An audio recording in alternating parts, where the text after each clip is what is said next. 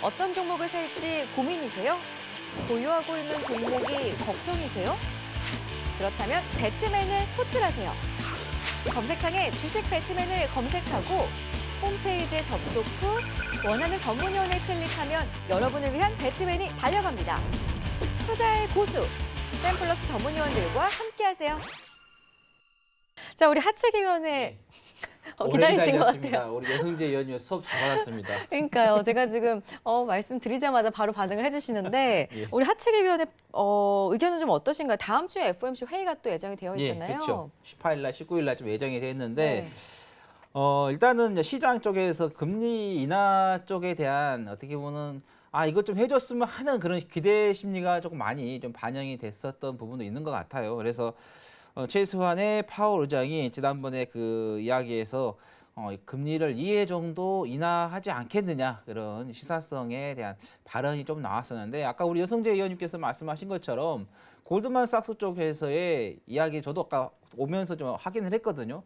그것이 아니다. 그것은 이제 시장에서는 그렇게 지금 바라보려고 하는 그런 부분이지 오히려 그게 아니기 때문에 좀 더 시장에서 좀 신중하게 좀 봐야 된다라고 이렇게 좀 말한 것 같아요. 그래서 저는 우리가 미국 지수하고 그다음에 국내 좀 지수를 좀 봤을 때 중국 지수는 좀 옆으로 오랫동안 좀 기었어요.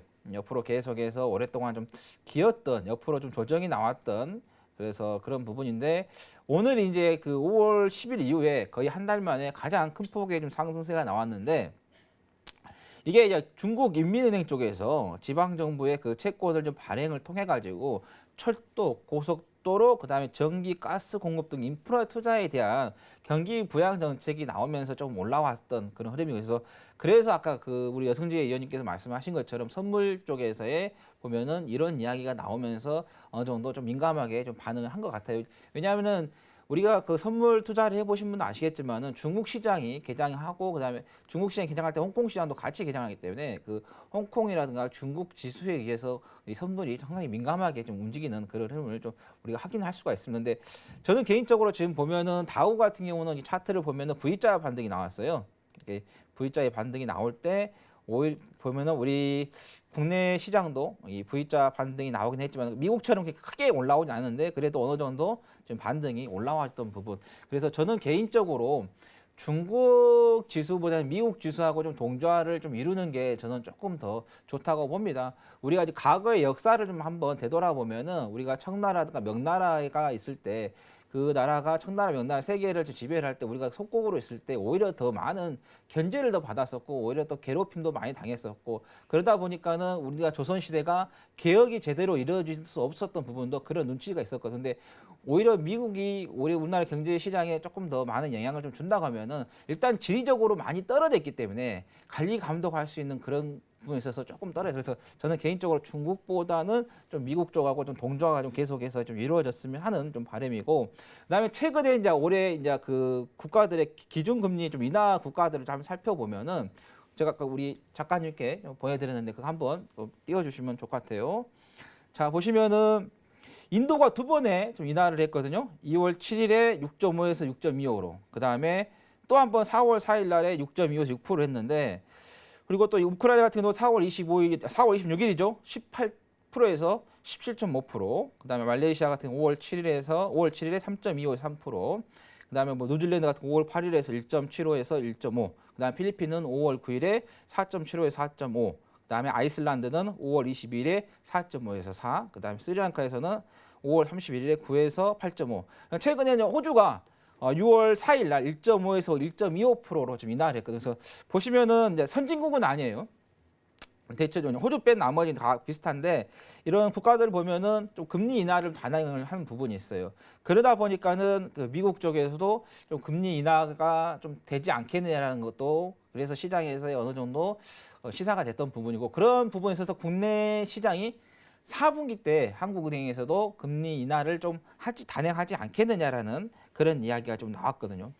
우리 앵커님 저 표 보시면서 궁금한 거 없으신가요? 저요? 네. 우크라이나가 예, 그렇죠. 지금 좀 보니까 좀 높아요, 상당히. 그렇죠. 18%에서 17.5. 네. 우리 앵커님 주식 투자하지 마시고 우크라이나가 예금할 수 있는가 얼마 예금할 수 있는가 확인하시는 게 좋을 것 같아요. 저도 잘못 나온 줄 알고 봤더니 그러니까요. 저도 지금 18불 상당히 높아가지고 표를 보니까, 보는데 예. 우크라이나밖에 안 보여요. 그러니까요. 네. 와 내렸어도 17.5%라는 거 그냥 우리 시청자분께서 한번 확인해 보시고 그 다음에 특히 이제 미국 쪽에서 고용 지표가 뭐 좋게 나오냐 부진하냐 시장에서 예상했던 것보다도 고용 지표가 좀 부진하게 나오니까 그 부분에 있어서 또 시장에서 이 부분에는 금리 인하를 좀 해야 되지 않느냐 그런 얘기가 좀 나왔었죠. 그러다 보니까 그런 부분에 있어서 좀 금리 인하 쪽에 나오는데 일단은 금리 인하가 한다는 것은 경제가 안 좋으니까 이제 활성화시키기 위해서 금리 인하를 한다는 거죠. 그리고 안 좋은 쪽으로 말하면 침체기에 좀 접어든다라고 좀 볼 수 있는데 그 침체기를 접어들었거나 아니면 그 침체기를 또 벗어나기 위해서 또 하는 처방이 또 금리 인하입니다. 통화 정책입니다.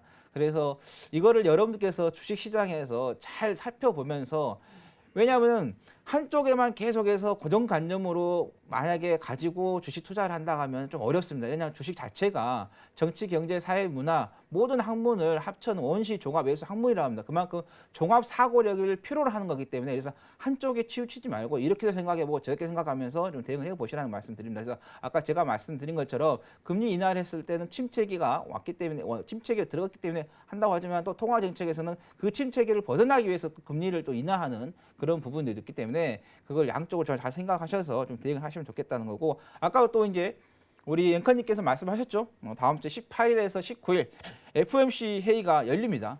과연 여기에서 이제 확실하게 어떤 금리 쪽에 대한 가이드라인을 쳐줬으면 좋겠어요. 그래야지 우리 그 글로벌 시장의 투자자분들이 좀 안심을 놓고 좀 할 수 있는 거고 그 다음에 이제 뭐 G20이 이제 열리니까 뭐 그 부분에서 좀 확인하시는 게 좋겠다라는 말씀드립니다.